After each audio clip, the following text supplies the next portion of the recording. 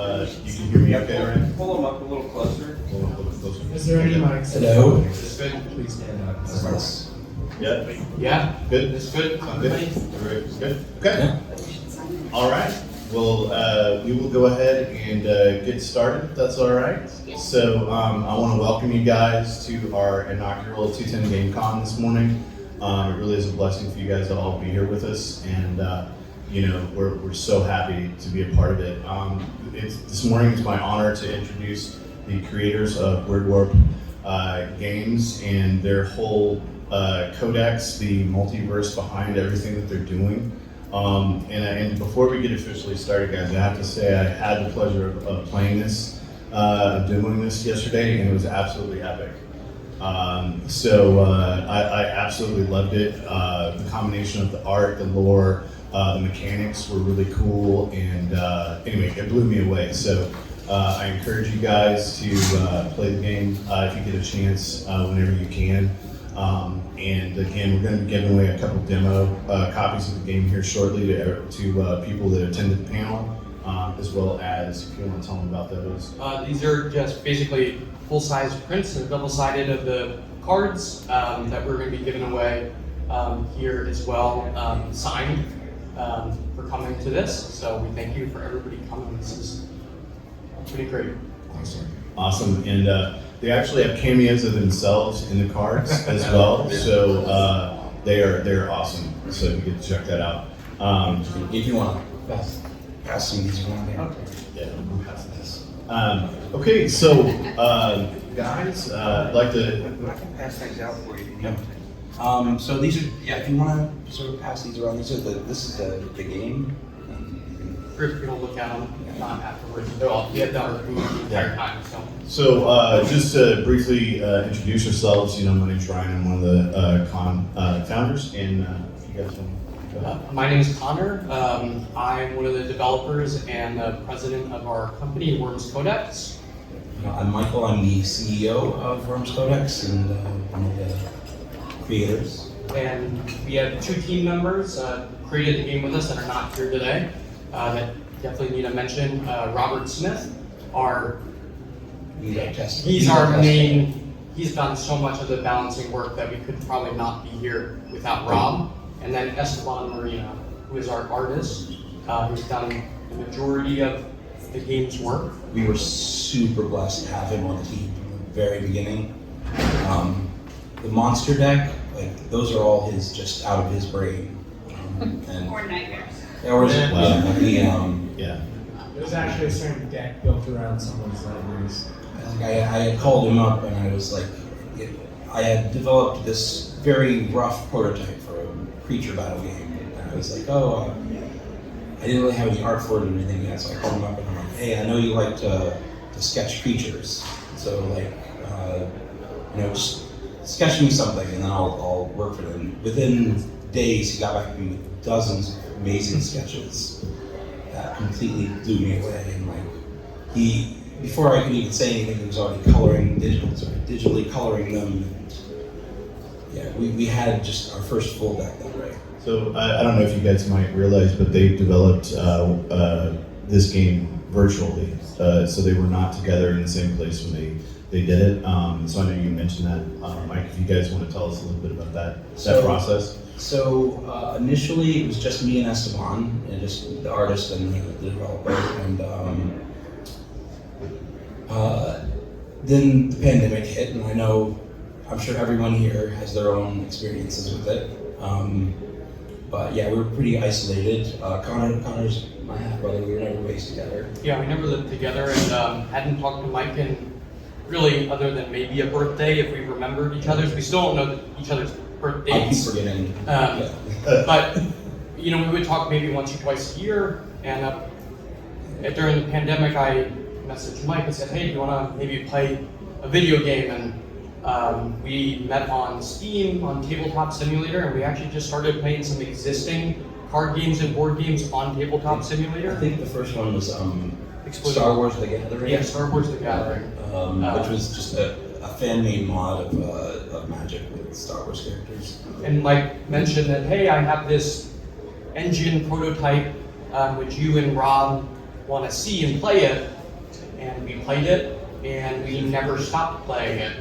And I wish I could say that we planned to have the game that we have today, but we just kept meeting up week after week, making mechanics, new cards, new decks, and it slowly just became what it is today, without us really intending anything beyond just meeting around a virtual table and having fun creating a game that is Wyrdwarp as we know it today.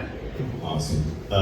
So you talked about your approach to developing the new card game kind of organically, but man, how did you guys create those mechanics to set yourself apart from other games, Pokemon and Yu-Gi-Oh, Magic the Gathering, because it has some amazing mechanics.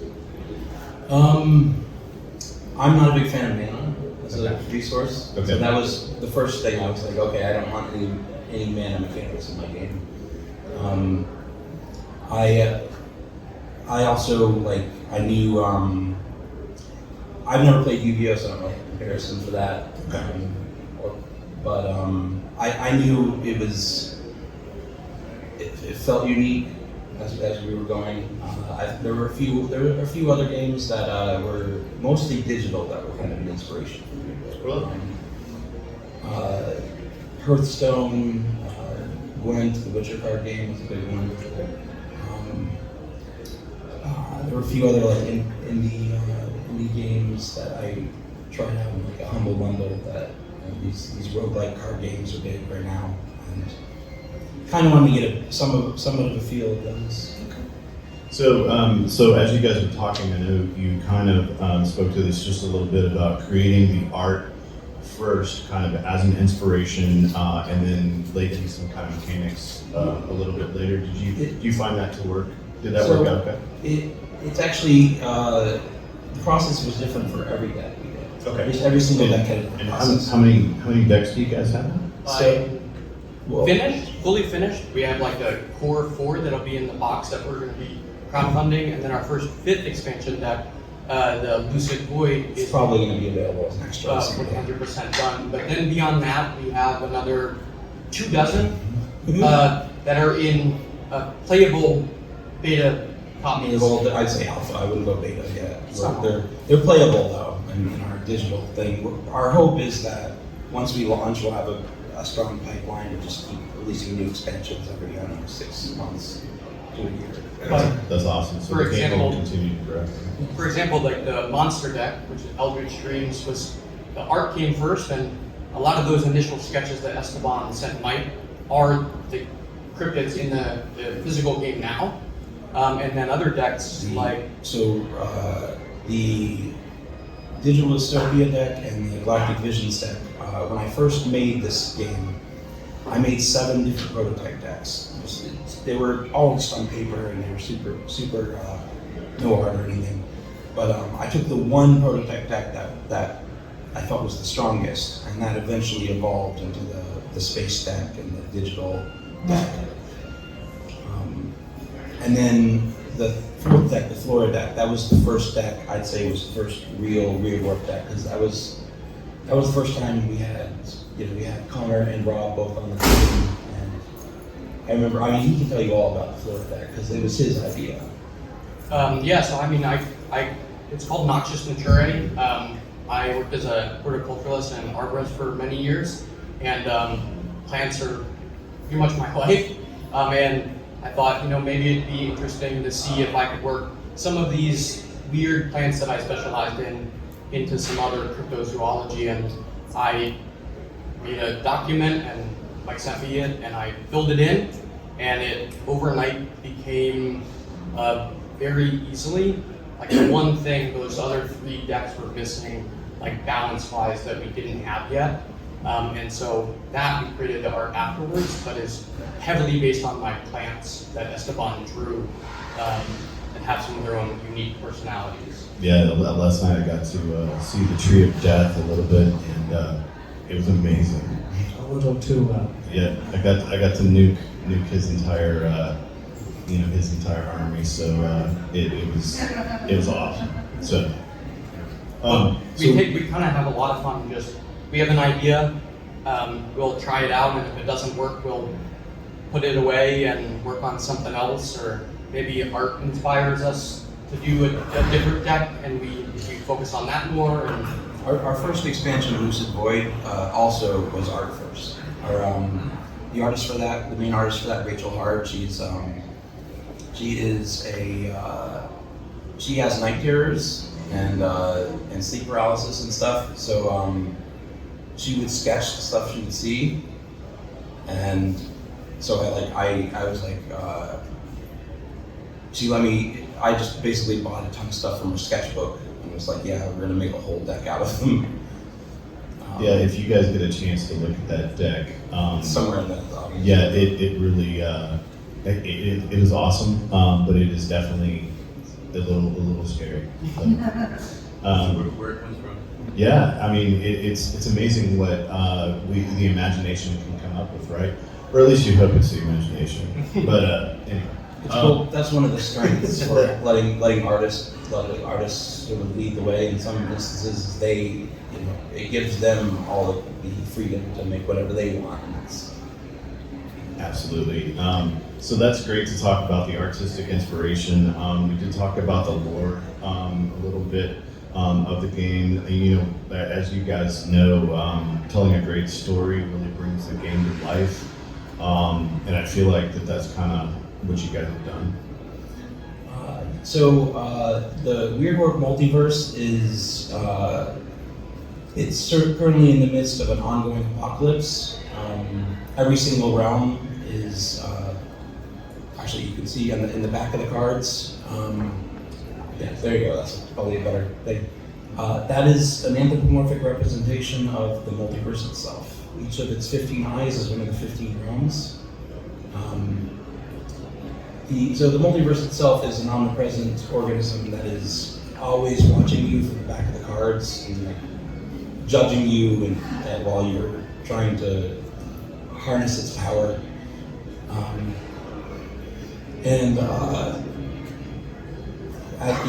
As all these different realms are dying, these different cryptid beings are escaping their worlds and encountering each other for the first time, discovering each other.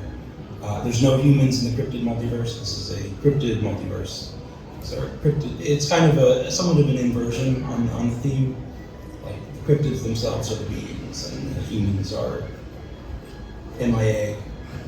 Well, I think it helps everybody to be able to see themselves, maybe in the characters a little bit by making them something like cryptids or non-humans, because we can all see those aspects of our personality, right, in the game. So yeah, and there's the mystery of what happened with humans is going to be a huge part of the overarching lore.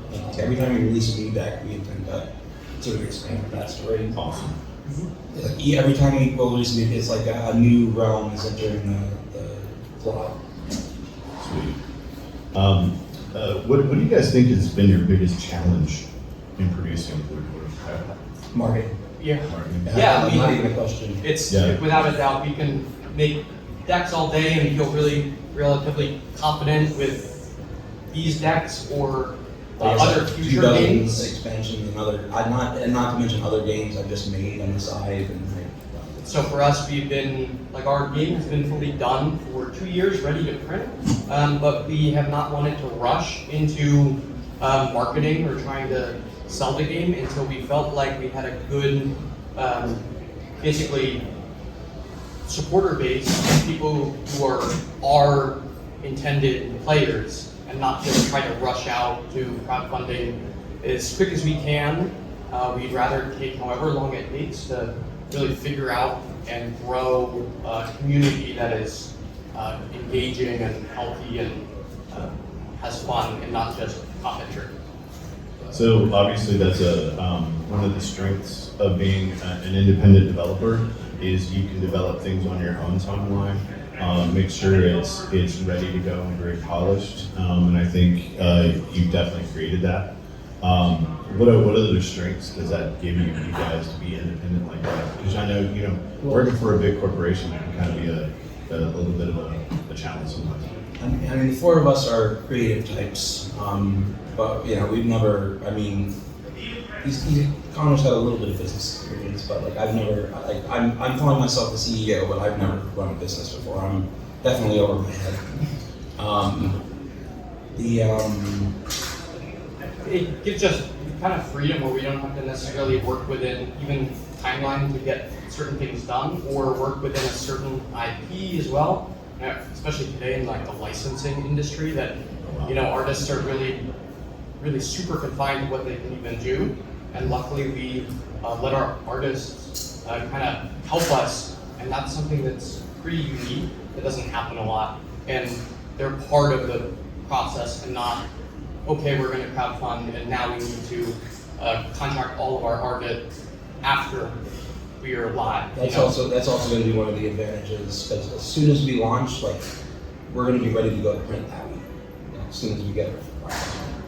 Well, it's definitely, we can all see that your true vision has been able to come through, and since you didn't have to go through that corporate process that might have limited that, so that's amazing that you guys can work directly with the artists. I know we already kind of talked about it, but if you were going to give an elevator pitch for the Wyrdwarp Cryptid Multiverse, you'd say exactly what you said, right, about the... So our game is not a trading card game. It's not a CCG either, so there are no pay-to-win mechanics and no randomized pack models. And it's a classic card battler, but how it plays is like a mix between real-time strategy, some poker, and then a card game. So it's very different than anything competent you've played before, and it's a lot of fun. So that's my simple little pitch. Really short elevator, like half a flight. So. Yeah, well, That's the first time I'm hearing it. that's definitely mechanically, the game is, like I said, has a lot of interesting new mechanics that, kind of differentiate it from anything else that's out there. So I encourage you guys to get a hold of it as soon as we can. And you talked about some different and interesting mechanics, but how do those mechanics translate into the game for you? Like, what do you think? Like how it plays? Yeah. So unlike other systems, like Mike mentioned before, there's no mana system, and there are no like other resources as well. And the types of cryptids, they all have a different play style. So each deck plays slightly differently, and one is not necessarily better than another. That might be kind of paired together. It's less about what you get. For instance, like you're not trying to get the same combination every single time you play. It's not really possible. So it's more about what you have and how you choose to play or not play them than only one single combo. And so we hope that this prevents having to ever retire cards and being broken. So the competitiveness is how you can see the combinations coming to life on the battlefield, not just I need to win as quick as possible with one card that I paid, $300 for this one deck. That we're not about that. So a viable Wyrdwarp deck, to be competitive, is going to need multiple ways to win. yes, and any deck that has multiple ways to win against others. And part of this is that there's a limited draw mechanic, and this is where the card games kind of come in, where you're only drawing at the beginning of best 2 out of 3 matches. So that hand is your resources. And you get to play a card per turn, and it's best 2 out of 3, but you cannot play all of your cards. And this is where sometimes some of the bluffing comes in, or also you're going to lose. Why keep playing? Maybe I'll beat the next round. And so you try to force your opponent to spend resources and put yourself in a better position. So that's the kind of simple how the game plays. It's a lot of fun, I will say. Okay. Well, now that we piqued everybody's interest, I'm sure everybody would like to know, are you guys crowdfunding a game? And if so, like what platform are you launching on and why? So we're going to be launching on BackerKit. They were initially a fulfillment company for Kickstarter, specializing in tabletop games. Now they have their own crowdfunding platform with just a huge tabletop audience. Like that's the primary audience. And we've had a few meetings with them, and we're really excited to be a part of their team. We have looked at other platforms, and BackerKit's been a really great fit for us, and we don't have a strict timeline, and this is really up to how well conventions go and the fans and supporter base, email sign-ups, stuff like that. If we're really confident and we have this great momentum, it's all the sooner we launch. And we're just waiting, we don't want to rush. So what can we as the gaming community do to help you guys to make this possible? What would you suggest? At the moment, we have a pre-sale page where you can put down $1 to pre-order the game. That will include a preview pack featuring several cards from upcoming expansions that will eventually be released. But you'll get them. You'll get to try them out potentially years before everyone else. We're hoping to, if we can get enough people to sign up for the pre-order, that would be a good barometer for when we're ready to launch. Awesome. And Okay. it's on our website. You can also find it on the BackerKit page, which you can also find through our website, which is just our name, wyrdwarp.com. All the information is there, and we're also on all the other social media platforms as well. But And the free promo cards we're giving away at our table, those also have barcodes that'll take you right there. Awesome. And that's a great marketing way to do it. I really like that. Oh, I had a lot of fun with doing, I did all the remix cards. While working with Esteban on the art, he taught me a lot of Photoshop skills. Excellent. As far as beyond the initial launch of the game, will you guys be planning to release other expansions? yeah, we mentioned it. We have the first 5th that's ready to go. Not sure if it'll be available on our platform, but if not, it'll be available right after we launch, through our site. And then beyond that, we have the preview packs on the 9 other expansions that are relatively ready to go. Yeah, the preview pack will have cards from at least 9 different potential expansions. I think part of it will be letting people vote on which ones should we finish first. Very cool. So, beyond the card game, do you guys have plans to develop any other concepts in the Wyrdwarp multiverse? Yes. I have an RPG that I've been working Really? on. Wow. It's getting reworked a bit, but I'm working right now on simplifying the mechanics, kind of making it a more a straightforward pen and paper RPG. I think that's got the widest potential audience, I think. But so far from the beta test, the prototype testing I've done, the setting itself is pretty fire. So we just kind of gotta make sure we have a system that really facilitates playing it. And then after that, me and Esteban, our artist, are working on a book to go along with the game, which is going to be lore and then just lore and art together. Kind of meshed all into one as far as how the art's drawn.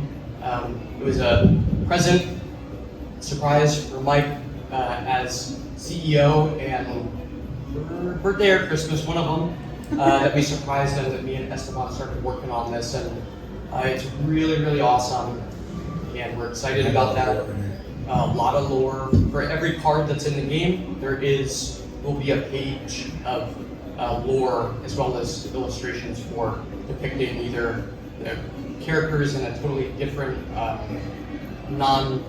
card theme, so they're a little bit more organic in a scene and stuff like that. So it'll be really, really fun when that comes out. And then we have other things that I don't think I can really say for sure will be there.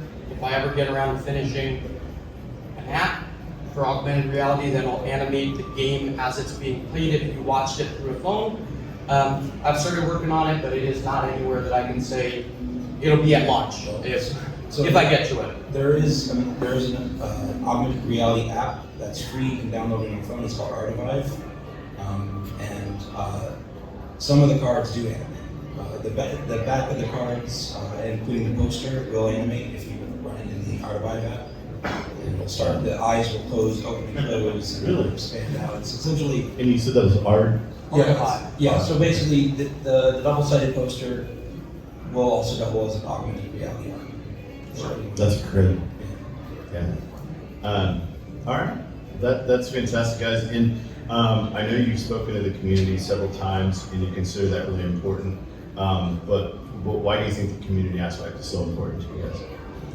I mean, for me, like, I don't play many card games like anymore because the community may not always be the most open, especially new players. You know, if you don't have any experience with other card games, like, it's where do you start, how do I start, and how much do I need to start? And like board game industry and tabletop, you know, and RPGs, that community aspect is really the game.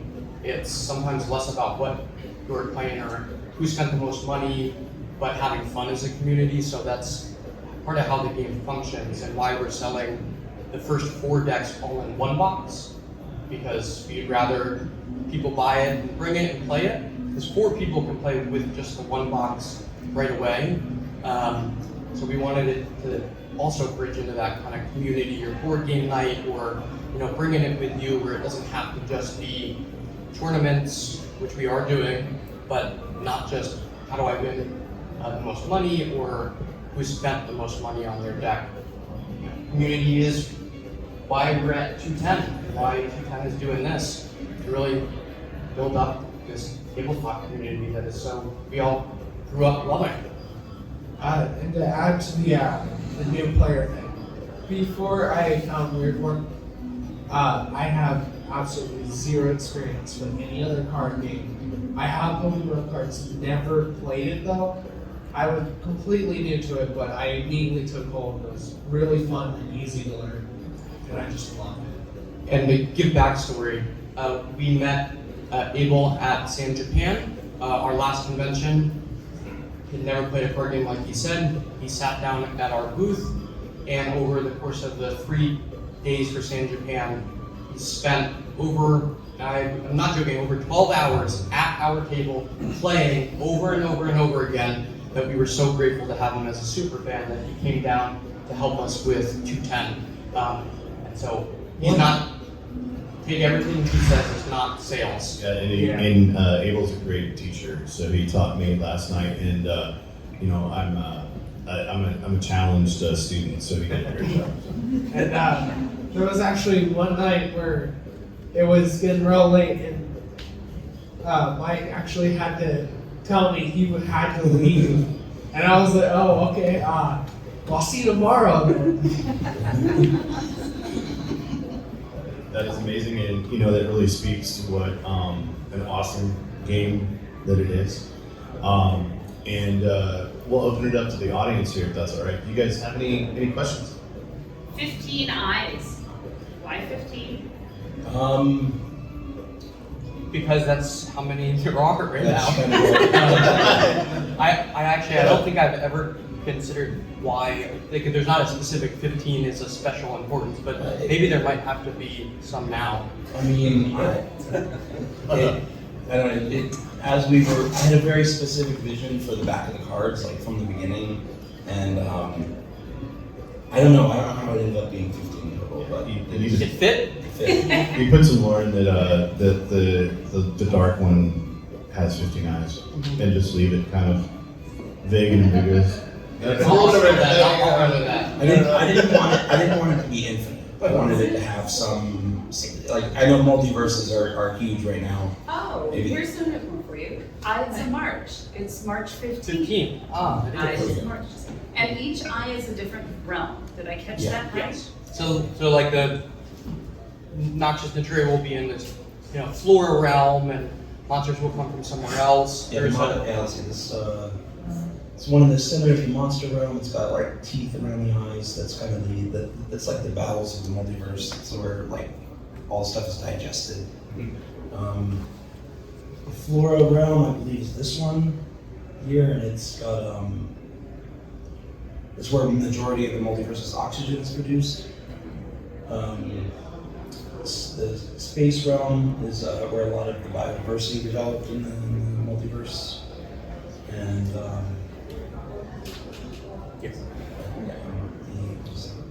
the digital realm has a very Camera-like robotic eye thing going on. Fantastic. Any other questions? Yes, ma'am. How long does it normally take you to make a full set art-wise? It kind of depends on the artist. Like when Esteban's in the zone, like he can get like a dozen things to me in a week if he is. But then we have other artists who have different processes. Yeah, for example, this is one of our other artists, Daniel Reyes, and he has a very different art style, and he's one of our contract artists. And so he typically takes a lot longer because he also works in a different medium. So it can depend on the artist and also how much time they have available for us at any given point also. Okay, but like, is it about a month or is it like 6 months? Like, what's the time span? I mean, for example, the monster cryptids, all 10 of the cryptids that were in there were done in a matter of hours, the sketches, and then he went in and finished them. Like within a week or two, like he had almost like a full deck out of that. Others have taken a little bit longer, and then the plant deck was actually done relatively quick as well. Well, that one was done in a few months, but we had a month or two, but we really had a very specific plan for that. Yeah. And then others, sometimes it can be filling in pieces because we also try to change the art theme as well for each. So sometimes we need to look for another artist who might fit the best for this new expansion. In addition to Esteban, who's leads all of our art, and that's when we sometimes have to go look for other artists and test them. Which there's some really cool other artists that have worked on some upcoming stuff. So,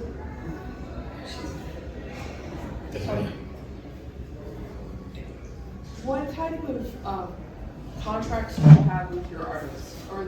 Do you have a single contract or different contracts? We have a standard contract. We own the designs, but they're still allowed to like sell prints of their designs and stuff. And we want to make sure that they can still profit off of their work.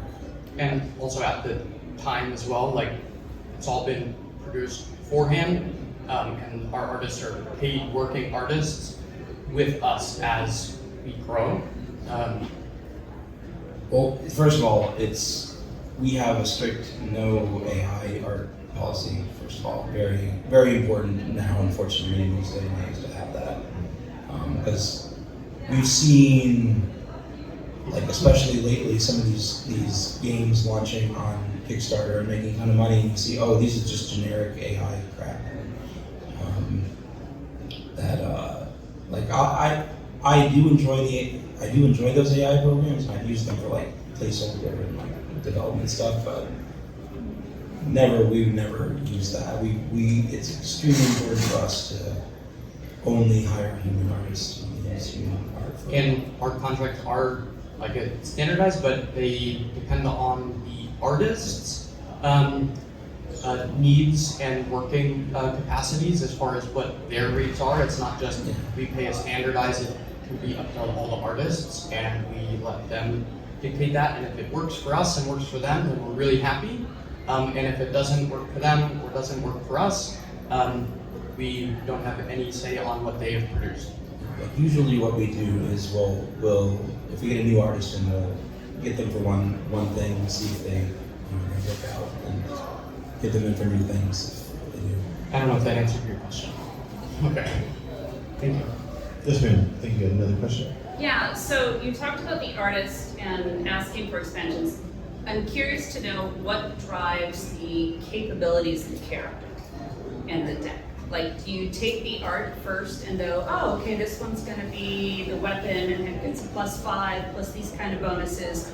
Or do you have like a balanced card idea first and then put the picture with how the card mechanics are? It really depends.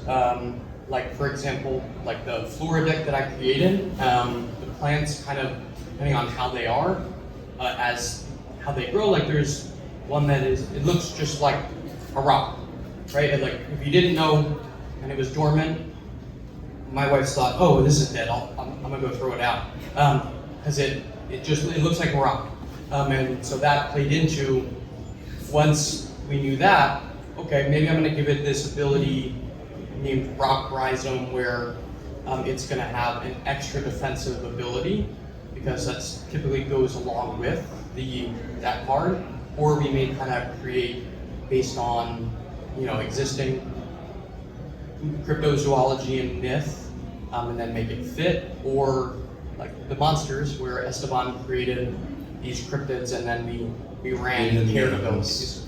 I'd be like, oh, this thing is I'll call this a rage caller. It does more damage when it's angry, that kind of thing. And then we balance them all together meticulously as a team to make sure that everything works and it's not overpowered, and then that definitely doesn't start out balanced usually. How it usually work for me is I'll get an idea for a card or a mechanic and then I'll build around that. Or I'll learn about some new cryptid or something that I never, like I heard about a dingbat recently, and I was like, okay, I need to make that into a thing. I think we also talked about making the hell. Somebody mentioned Everyone's- yesterday, everyone's why on don't you have the an hell. owl? And I said, well, we'll have to research what might work for an owl in our game. And so we take inspiration from fans and the world and myth or what we might think of. Right, and I gotta say, guys, in playing it, you really get that sense that it's kind of even more, believable universe, if you will, because the cards, the characters, the cryptids definitely carry abilities. When you look at the card, you go, oh, well, yeah, that makes sense. For example, Brian played yesterday and there was a balancing question about, well, how does this work? And the card he was playing was the Chrono Crab in the Eldritch Streams deck, and crabs burrow. And so that is one of the mechanical subtypes that the cards have. And so that's kind of how we work so that the cards work together in a deck, but it's not necessarily this deck is going to be the other deck always, unlike types or colors in other games where there's inherent weaknesses or strengths. The decks do have those, but it's not absolute. So it's worked into, Brian said, a little bit more organically where it feels right, not just, oh, well, this is going to do a lot of damage, but why? Yeah, it definitely felt balanced. That's a great question. Thank you. Yeah, thank you. I have a quick question. In general, I've always been fascinated and mystified by the innate growth and the worlds that the games build and how they play. And part of it, I've never wanted to do it because I didn't want to dispel the magic for it in my own mind. So I asked this with a little bit of trepidation, but I'll forget it in a few days. But what goes into the mechanics? Like, how do you sit down and decide? How do you go about making the game and making it something that will engage another human being? Another time, engage them. What goes into that? I think that's the ultimate question that every developer wants to know. How do we make a game that's engaging? And sometimes we're like, this is taking us quite a long time to learn this marketing stuff. Is it not as great as we think? And so, like I said in the beginning, it kind of came about a little naturally where we started to play the cards together just was trial and error in the end. The game I had was, when I first made it was solid, it was playable, but it took playing it every week for 3, 4, 5 years now. Just the game's, this one's done, and then we've worked on all the expansions. So it's really like an idea, you know, like Mike said, we didn't want mana, and then we worked from there, and then, you know, how do the cards, what are the attacks like, or what's the win condition? Because we have a different win condition than a lot of other games, or how much health has it. I think I can give you an example. I think I mentioned the Wyrdwarp RPG I was working on, and it's like I mentioned the role playing in the setting. You know, that was I got nothing but like high praise for that. But the system I was developing, like the actual gameplay, it was too overly complicated. So I'm reworking the mechanics to be something that is going to be more accessible to people while keeping the role-playing aspect that people really liked. And ultimately, I don't think if you can play the first game and it's playable, that's in any kind of respect, then that's a good start. And so playtesting is kind of been, it sounds like a pretty key deal for you guys. Playtesting and just not being afraid to try a mechanic out and see if it works. We have very heated debates between the team often about what is going to work or what's not going to work, or are we going to allow this or not going to allow this. So sometimes we just swing for the fences on, let's try this new mechanic, and we tested a whole lot with ourselves and other people. And I mentioned Rob, the fourth member of our team, and if the game is in any way balanced, it's because of him. So we just run with it. We have an idea. Time, iteration, just Great question. Thank you. Anybody else? Sir? No, I was going to say we're going to do the drawing. We can do the drawing. Okay. All right. Well, I want to thank you guys very much for coming out today, and I want to give a big thanks to Connor and Mike and Abel, the rest of the Wyrdwarp team for being a part of our inaugural con. And you guys have just made it amazing, and we are so very, very happy to see you bring this dream to life. So thank you. Thank you, and thank you to 210 Thank you so much for, by having the chance, meeting at a local game store community and working together, and now we're here, and we couldn't be happier to be a part of this inaugural con. So thank you so much, all of you. Absolutely. Thank you.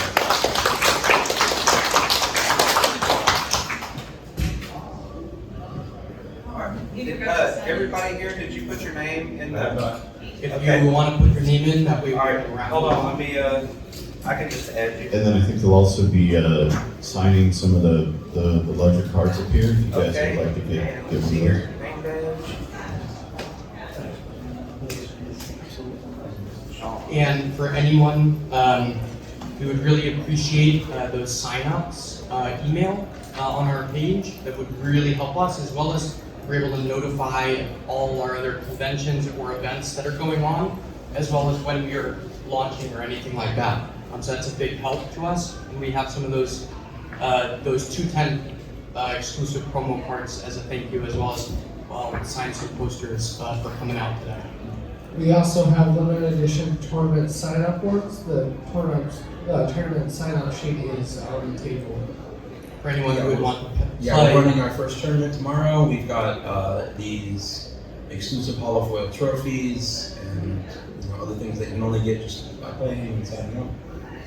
Awesome. So we encourage you guys, please, tomorrow, please come over and be part of that tournament. Please get signed up to support these guys, because this has been a huge part of their lives, and we just want to help them as much as we can, And I think it's great to see something like this, that the community is making it happen. So, and again, thank you guys for being here. It's been awesome. So thank you. Thank you so much. So, you game nerds, if you're familiar with BG stats, anybody familiar with that? Like us really big game nerds like myself, log my hours and my scores on every game I play. Yeah. And it's an app called BG Stats. So what we're going to do is we're going to generate the first player, and the first player is going to be the first winner, okay? So I've got everybody's name here, and start player,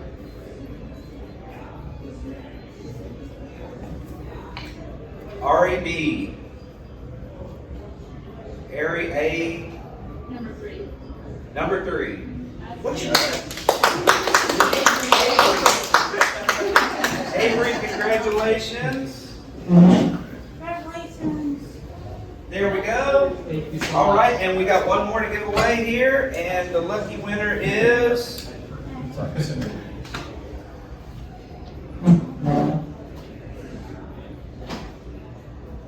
Tatiana.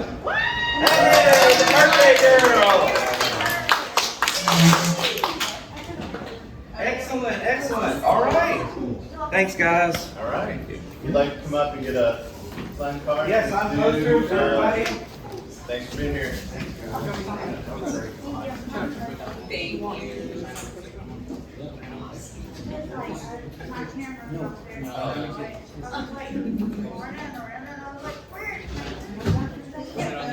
Yeah, Yeah, you guys all get your memo boxes.